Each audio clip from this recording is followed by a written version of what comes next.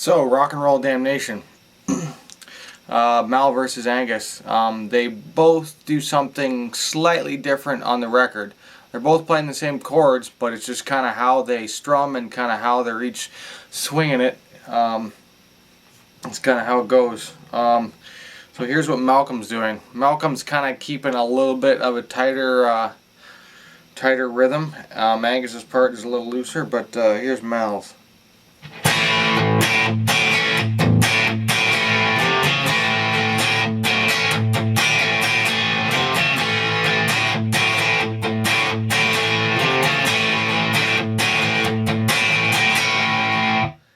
And Angus is doing it kind of slightly looser, I guess, a little more swing.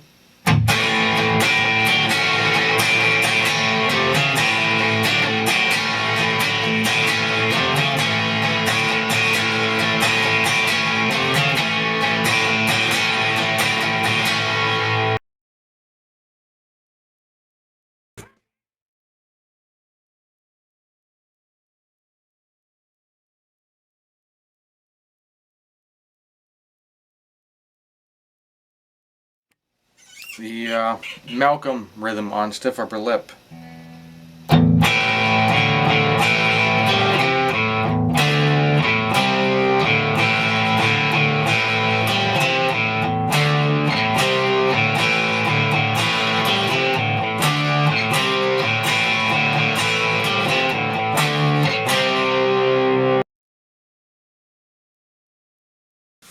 If You Want Blood.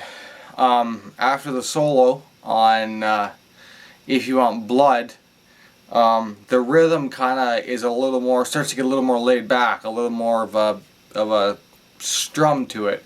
Not as tight as the rest of the song. And Malcolm and Angus again are both doing something a little bit different. Malcolm's playing more than Angus. The main kind of rhythm of the song, which is tighter, is this.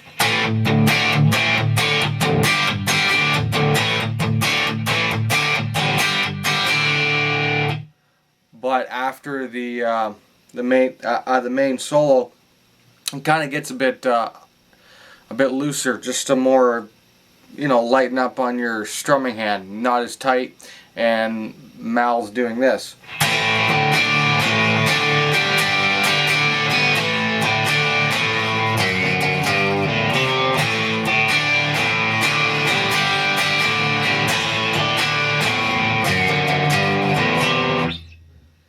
And Angus is just playing the in-between chords. He's not strumming the whole time.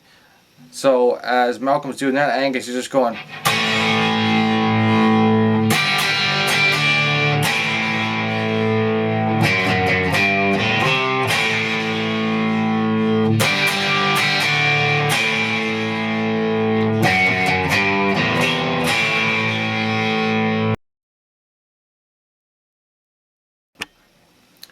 It's a long way to the top chords.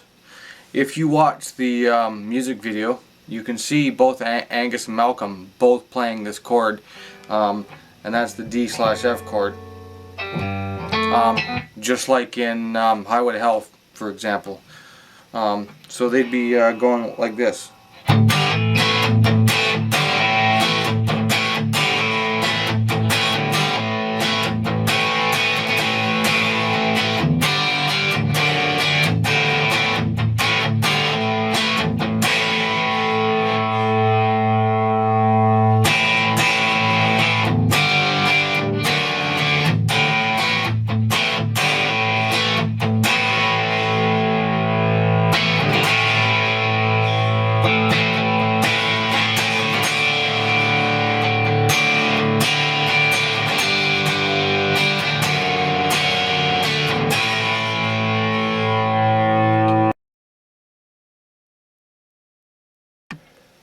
So, Let There Be Rock, Angus and Malcolm parts. I notice a lot of people tend to want to play what Malcolm's playing when they're doing the Angus part, but they're actually both playing something different. Malcolm's doing what I see most people play for the Angus part is the kind of the chugging riff, the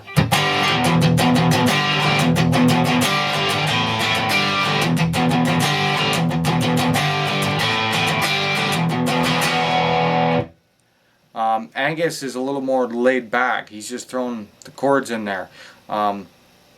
If you listen to the record or if you watch live stuff, you can see Angus ain't playing as much as Malcolm. Angus is just doing this.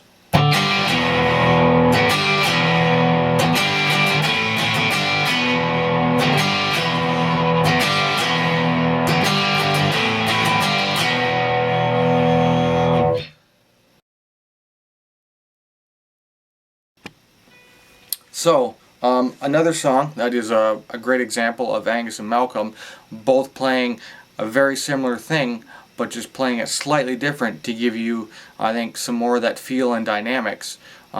This is more of a live thing, because in the studio they do it a little bit different, but Hell in a Bad Place to be live. A perfect example of this is if you watched the Stiff Upper Lip DVD, the live version from there. You can see Malcolm, obviously he's usually the one that hits his guitar harder anyways, but he is hammering it out a bit harder and a bit faster than Angus. So Malcolm's doing something like this.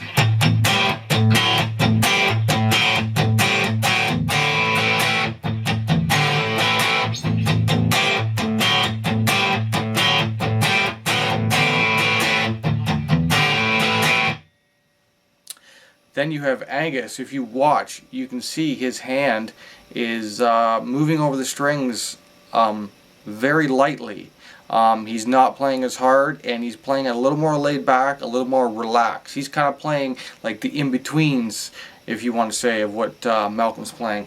So Angus is doing more like this.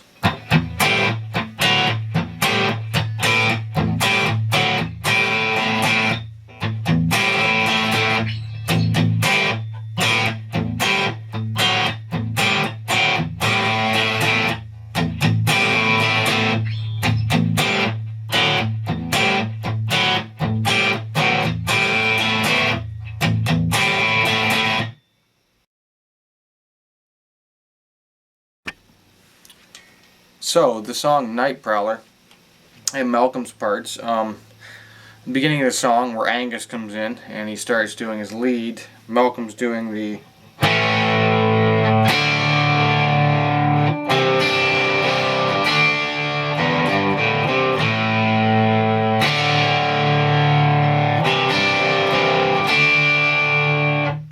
but where I think it gets interesting is when the first verse kicks in and you get that really dark kind of eerie sound with the chords, and I don't think Malcolm's playing all the chords in this position anymore. To get that kind of dark feel, I definitely think for the verse he's going like this.